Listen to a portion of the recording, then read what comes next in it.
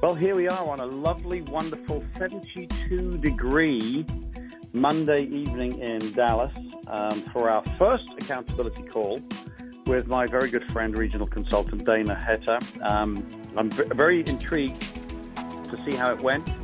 We got some good invites done yesterday. There were kind of some real different material there, some great coaching opportunities. So I'm interested to know how they went. So we're going to do a couple more invites today as well. So stay on for the whole call so we can you can learn how to do a little bit more of the invitations. But let's dive straight on in. Regional consultant Dana Heter. Dana, my friend, are you there? I am here, Richard. Thank you. Can you hear me okay? I can hear you perfectly okay. Yes, thanks for getting on the call, man. Sorry I put the call back an hour.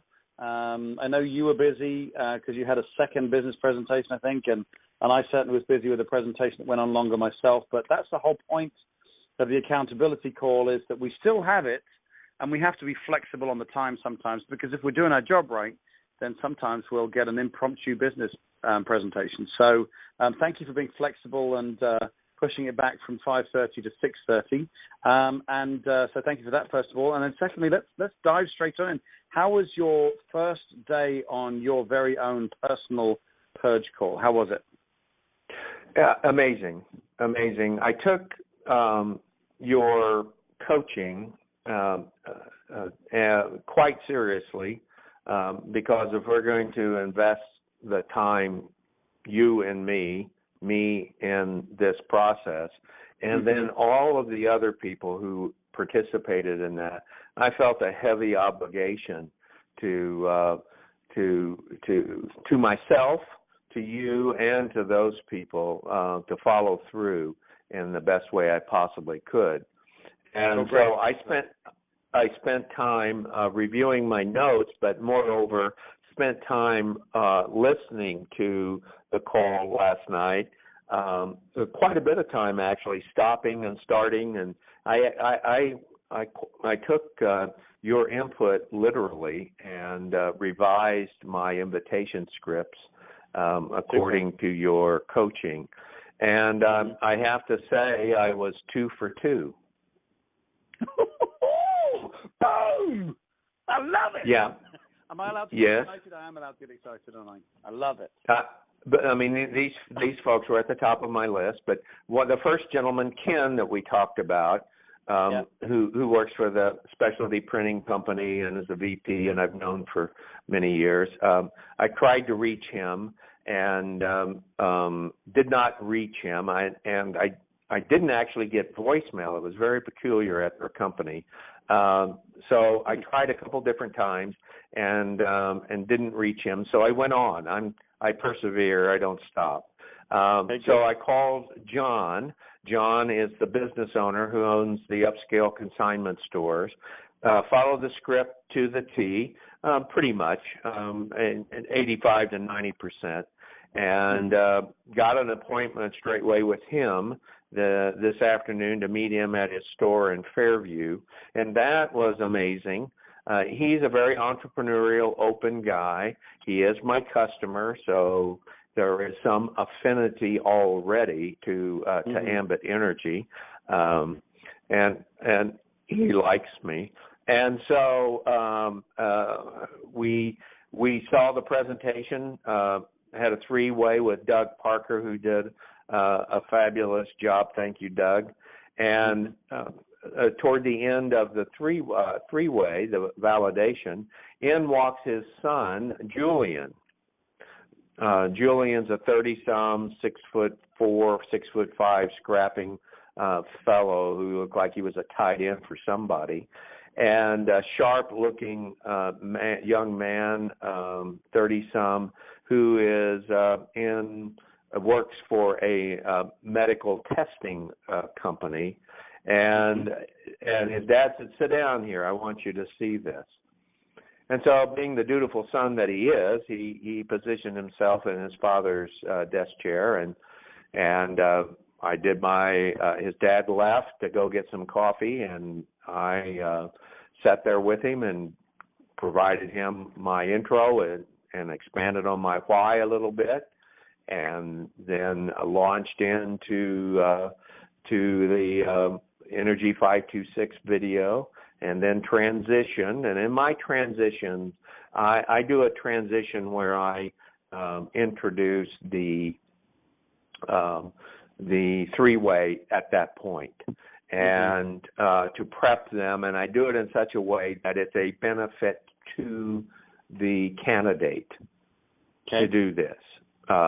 This is for your benefit, and they all receive it very well when I position it as your benefit to get the best and most accurate answers that you deserve that. So I've asked if my partner could be available to answer your questions, and he agreed to make yourself. And at that point, I also do the edification.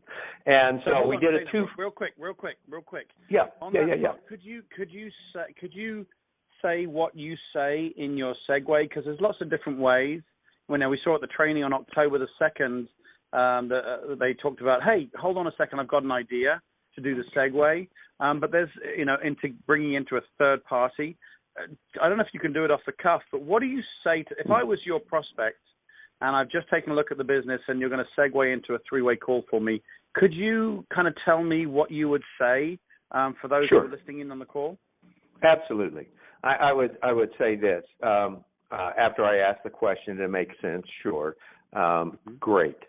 I have a second video that explains how we get paid, and that's really what it's all about. Wouldn't you agree? Yeah, I would agree.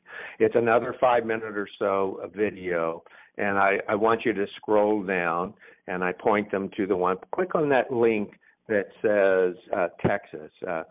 Thank goodness we're in Texas. We get a little better deal here, and you'll see that in a moment. So I kind of set up the video a little bit that way. And I say, another thing that I love about this business, Richard, is that even though I've been involved in it for 2 years and I've learned an amazing amount, I am no expert on the energy business by any means. And it's important to me that you get the highest quality and the most accurate and thorough answers to questions, because when you watch this video, I guarantee you that you're going to have some questions that are way above my pay grade. So I reached out to one of my partners, Doug Parker, and I asked Doug if he would be available to answer your questions. So let's go ahead and watch the video. Oh, by the way, Doug is an executive consultant. He owns a business in McKinney, Texas. It's called Repair My Credit Now. And in addition to that, he has several other related businesses that he's involved in. So he's a very busy guy, working 70, 80, sometimes more hours a week. But yet he's achieved the executive consultant status in our company. And you'll see what that means when we watch this next video. So why don't you go ahead and click on that arrow and we'll get started. Okay, great. So for those of you who are listening in on the call, if you prefer that type of segue, there are a number of different ways of segueing into a three-way call.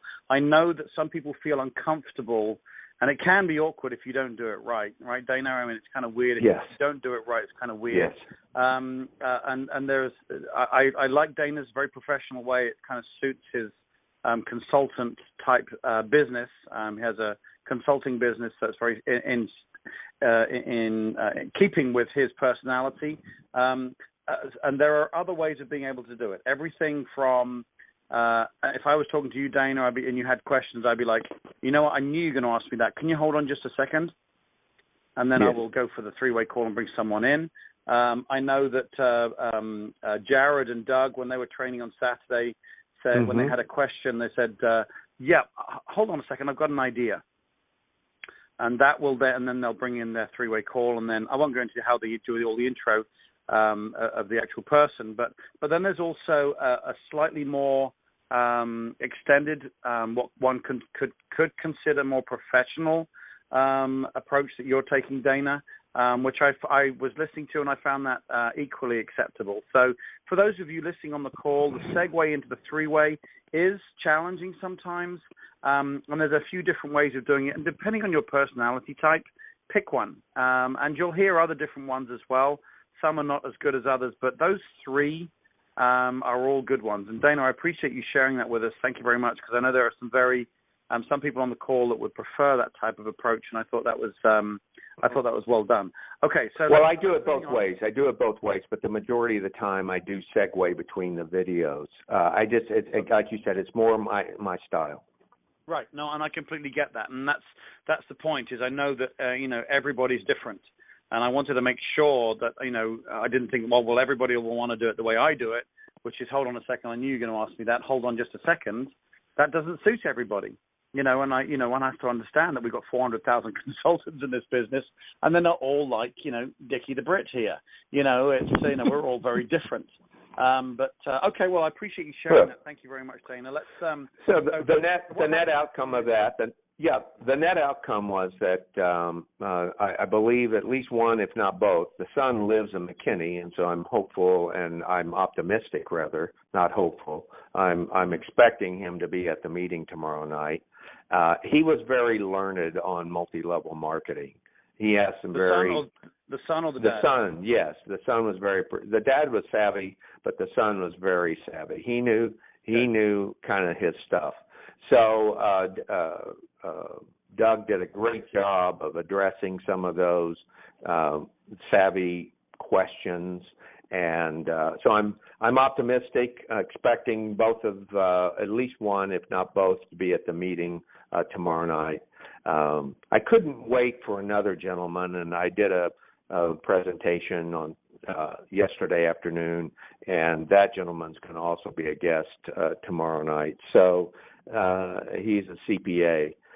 So in any event, then I attempted to reach my next candidate, Lynn, who is the CFO of the electric co-op, and I called a couple different times and routed through their call center onto his screener, and got his voicemail both times.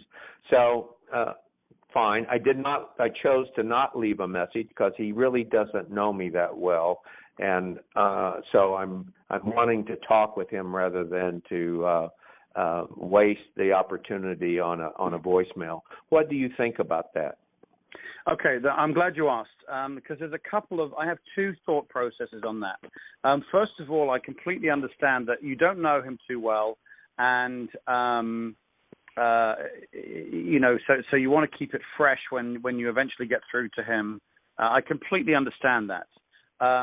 So that's one train of thought, and in that particular case, I can understand and have no problem with you not leaving a message. However, there are other times when I actually want to get people purged off the list. And sometimes when someone constantly is not answering their phone and we're not leaving voicemail messages, they stay on the list way too long. And I want to get them purged because they take up too much time and they don't give you a clean plate for next week. You've got that call you've constantly got to make, which may mean that you don't make another call of someone fresh coming down the pike from your written list. So two trains of thought. I understand the way you went. You don't know him too well. You want to make sure that it's nice and kind of off the cuff when you eventually get through to him. Understand that, and that's okay. The second train of thought is that I do like to leave. Like if I was calling you, Dana, I obviously, you do know who I am, and I would call you, and if you didn't answer, I'd say, hey, Dana, this is Richard. There's something I need to talk to you about. You've got my number. Give me a call when you get a chance, please. Okay, so no details. You know who I am. You've got my number. You're going to call me back. You didn't call me back that first day or within the first day. So if I called you in the morning, I might call you again at the end of the day. I think it's okay to do that because obviously you were busy, so you can call me. So I call you a second time, say, hey, Dana, left your message earlier on this morning. I've got something I really need to talk to you about, quite kind of urgent.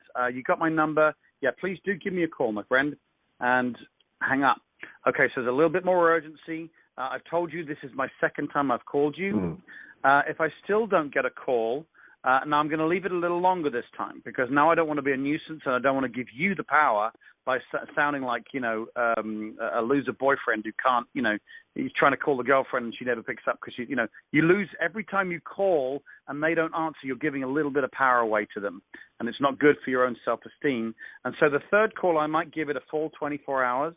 And I'd say, hey, Dana, I left you a couple of messages yesterday. I didn't hear back from you. I hope everything's okay. I'm actually a little concerned because I know you're really good at calling me back usually. Again, this is Richard Laidler. You got my number. Give me a call when you get a chance because I'm a little worried about, why you haven't managed to get back to me. So a little bit more, and I'll hang up. So again, still no information, but I'm now a little concerned because you haven't called me back. I would expect you to call me back.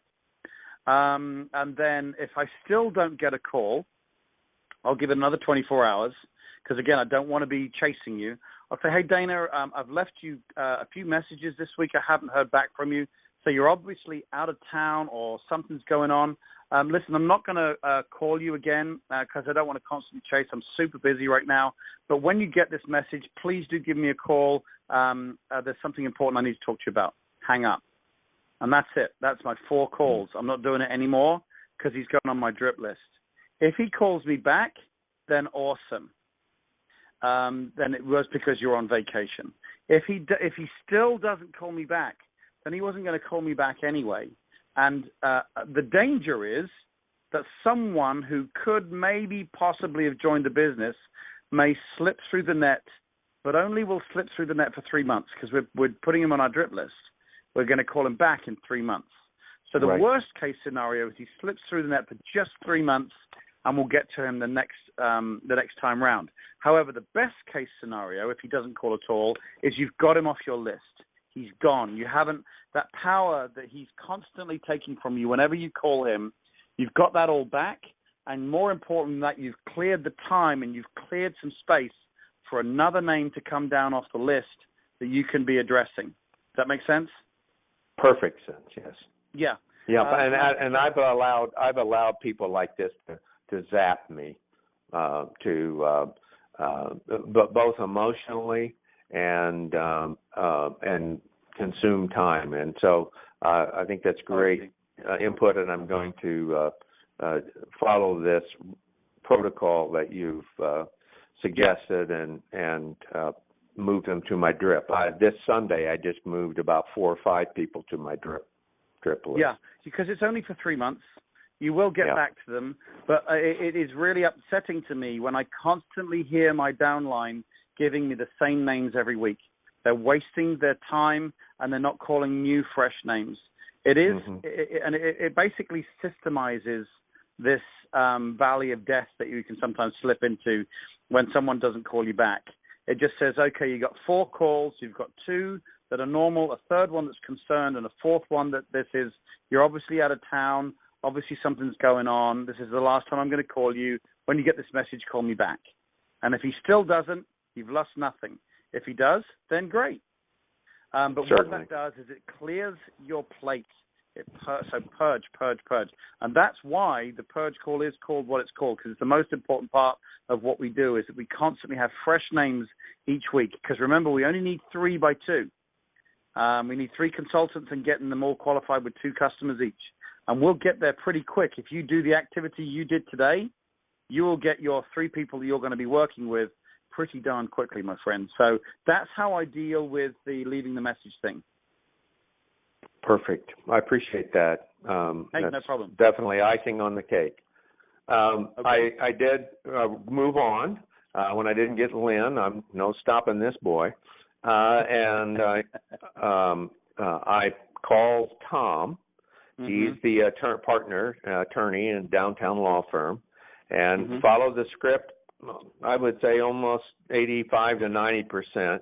And sure, can't do it Friday, but let's look at our schedules, and then we nail down Wednesday of next week. And so I'm going down there. You made with him because he's an attorney, so he'd be on a lot of people's chicken list. So remind me the approach you took with him. Okay, I revised it. It was close to what we did last night, but I revised it according to your input. Hello, Tom. This is Dana. I'm glad I reached you. You have a quick minute? And actually what I did is I called and left a message. And it's really interesting. I would say within 3 minutes, he called me back. Good. Now, that tells me about something about the respect he has for me, our relationship, that sort of thing. And so I said, hey, Tom, thanks for calling me back. I'm about to start, and I was on a deadline. I said, I've got to hit a deadline, and I know, so I'm a bit rushed, and I'm sure you're jammed today, too. It's Monday. A few council meetings ago, we spoke briefly about what I'm doing in the energy space, and you expressed interest in what I'm doing. What are you doing for lunch on Friday? I love it. I love it. I love it. It's just straight to the point. He already expressed the interest, and he said, as you said, sure, I can't do it this Friday, but that's great. Perfect. Yep. Can't fault it, my friend. Yes. So it worked beautifully. And then, so those were the 2 invites, 2 appointments, actually one presentation that turned into a second. So I had a 2-for-1 out of one of these today, which is a first for me. I've never been back-to-back presentations. So I congratulate you, and I congratulate myself for listening to you and being responsible to follow through, and so here you go. Let me ask you this. Bearing in mind we had the consultation yesterday on the call, and you actually wrote down the invites, do you feel a little bit more confident in calling people that are pretty, I mean, these people are pretty, you've got business owners, you've got attorneys, you've got VPs. Do you find that because we took the approach we did and we wrote the invite down, do you feel a little bit more confident? Do you feel, you'll call anyway, I know that, but what's your gut feeling from the benefit of doing this accountability with a partner to help put the presentation, the invitation together? Well, I remember what Doug Parker says. He'll ask the question, he'll make the statement, practice makes, and then the audience responds, perfect. And then he always gets us. I do it every time. I just fall into the trap. But he said, no, it's perfect practice makes perfect. Correct. And this is an application of that because I'm doing, as best I can, perfect practice. The writing it is thinking it through, putting it to paper, rehearsing it 5 or 6 times, reading it out loud. I read it out loud and fine tune some things, get comfortable with it. I stop and take a deep breath, and then I make the call. And well, let me ask you this, though, and I agree with that 100%, but let me ask you this. What I want to identify here, and forgive me for narrowing this down, how do you feel just before you're making this call? Do you feel any more confident, any more prepared, bearing in mind this approach by working with myself yesterday first? Oh, without a doubt. Both confident, prepared, and frankly professional. I'm taking what I'm doing seriously. I'm taking these invites and who these people are. I'm showing them respect by investing some time in prepping to invite them, because this is not only life-changing for me, it's life-changing potentially for them. Yeah, absolutely right. And wouldn't it be a shame if one had got on to invite some of these people and done a half-assed invite, got lost in it, got dragged into a presentation and blown it, as compared to being prepared, being in a hurry so you can't get dragged into a presentation, making them feel comfortable with a takeaway whenever it's needed, but also being very intentional on setting the date. It would be such a, bearing in mind, again, we need 3 good people. With the investment of time, this is my personal opinion, the investment of time, it's worth it. because we only need 3 people. And if we hadn't prepared, a man less professional than you are by nature could have messed up these invites and missed out on a presentation to John and his son, as well as an attorney in Tom, because their invitation wasn't prepared correctly. I personally feel it's a really good investment of time from every perspective, from your own confidence, from your own preparedness, from the way you are received by them as they're hearing your invite, from elevating the industry to making this a real professional business, because obviously network marketing sometimes is kind of looked down upon. I think you've done for your first day. I mean, I know you're already a professional. You've been doing this type of thing for a long time. But for your first day, I think you've done an admirable job, my friend. Well, thank you. I appreciate that, and I appreciate you for investing in others outside your team, inside your team. It's priceless. It's truly priceless. I want to make sure I get invited on your yacht. Oh, you bet. And unless I'm part of the success process for you being able to afford it, I won't get an invite. So, at least this way I might get an invite on your yacht. All right. Well, I know this call's gone on a little bit, but I do want to make sure we've got a couple more invites done. So, yes, who do you want to prepare an invite for now? This is the killer one. This is a physician. He is an eye, ear, nose, and throat doctor that I saw several years ago, a couple times, and I haven't seen him since. But there was a remarkable chemistry, that sometimes when you meet people, there's this chemistry between you, and for us, it was comedic. It was comedic. Great. I was the straight guy. He was the other guy. I don't know what the other guy's called, but it was a Laurel and Hardy kind of thing, and we laughed and had a good time, but I really you meet people and you really get on with them and you like them, and he's been on my list, albeit down below in my chicken list, and I said, enough already. I'm going through this with Richard. I'm pulling him up, and we're going to get this party started with this doctor. So I wrote a script, and so bear with me, and I'll read it for you if I may. Sure, go ahead. All right. Hello, Dr. Preskin. Thank you for taking my call. I'm a patient of yours from several years ago.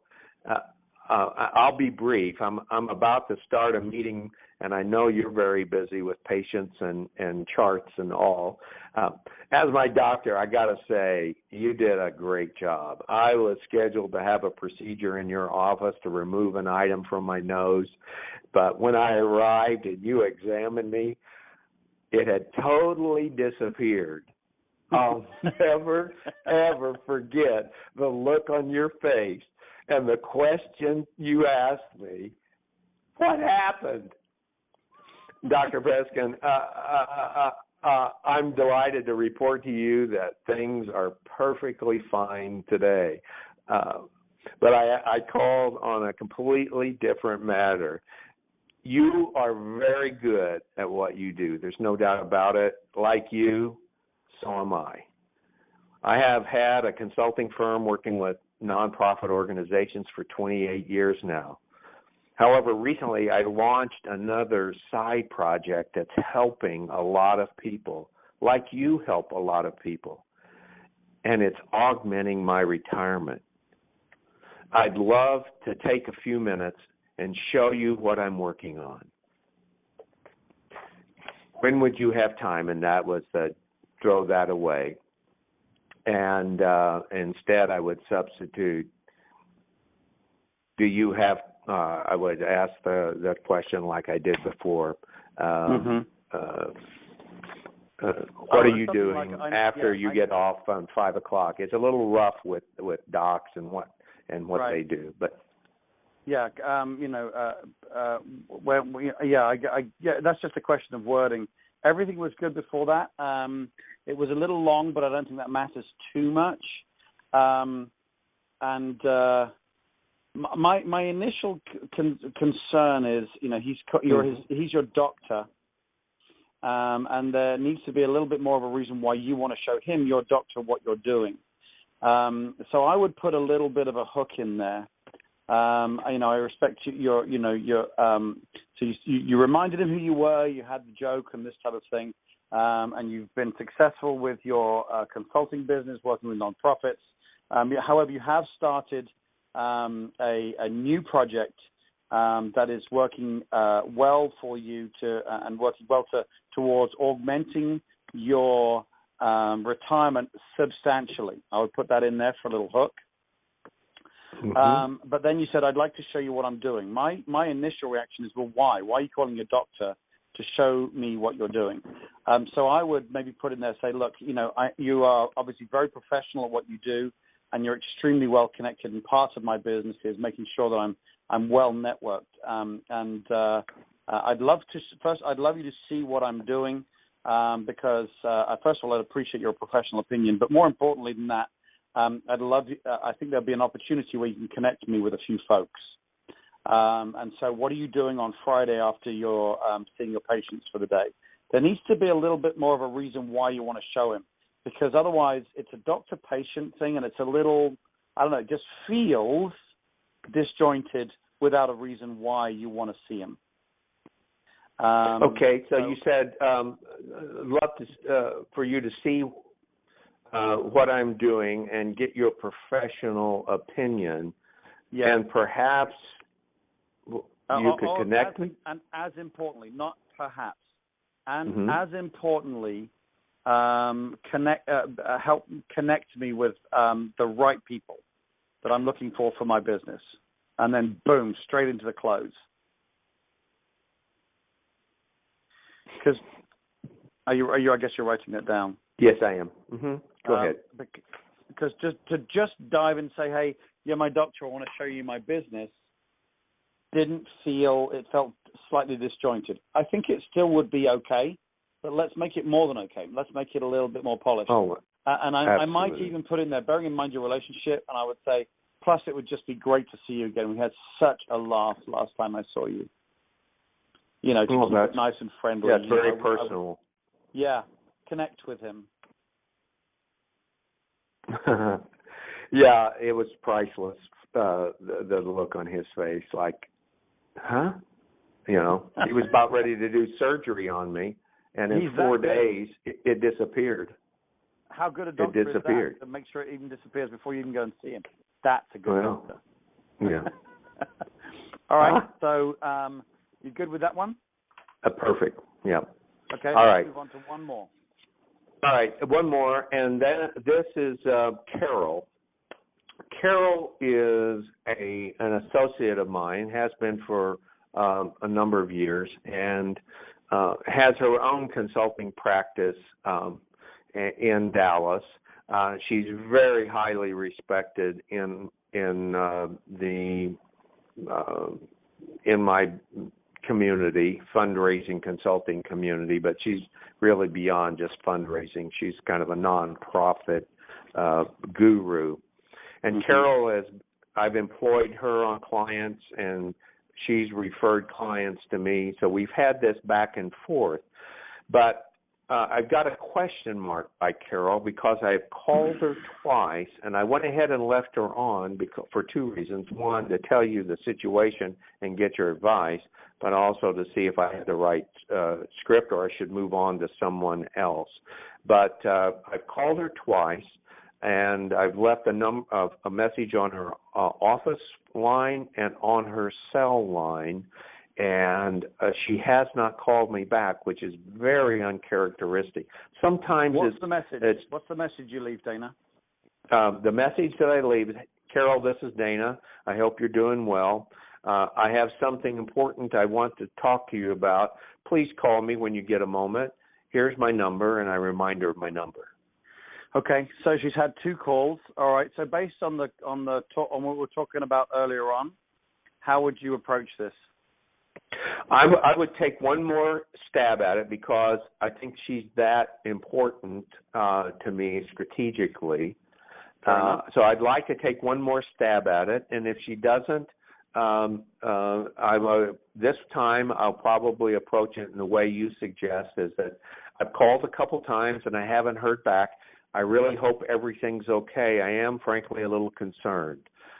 So you're usually so good at calling me back. Yes. You know, mm-hmm. yeah. You are so reliable. Yes, very conscientious, and she is. She is. And so it does give me pause. I think to myself, maybe she's out of town.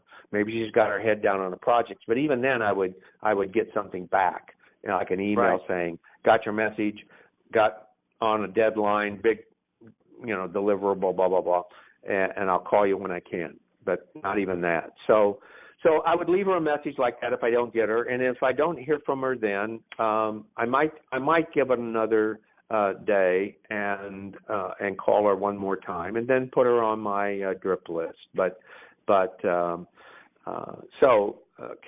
is... Now listen, hold on. I want to make again, I don't want to slip by details and gloss over things because you've got people listening to this, holding on to it. So the fourth call, you've called twice, then the third call is concerned, and the fourth call, she still hasn't. That I would say, hey, Carol, this is Dana again. I've left you quite a few messages this week. You're obviously got your head down in a project somewhere, or you're out of town or whatever. This is the last time I'm going to call you on this. So I do like that takeaway. But when you get this message, please do give me a call back. And so that's the approach I would take on that. As I say, as per the training we did a little earlier on, and then I would then purge her to the drip list to call back in 3 months, and we've then cleared that space for someone new. So this is the approach that I developed given our history. Hey, Carol, this is Dana, assuming I call her and she answers. This is Dana. I'm so glad I reached you. Do you have a quick minute? She says yes. She's very proper, by the way. If she says yes, perfect. I'm about to start a conference call or a client meeting, and I know your day is full too, as it always is, so I'll be real brief. I've been at my business for 28 years. You have been at yours a long time. Can you believe it? We're still doing this.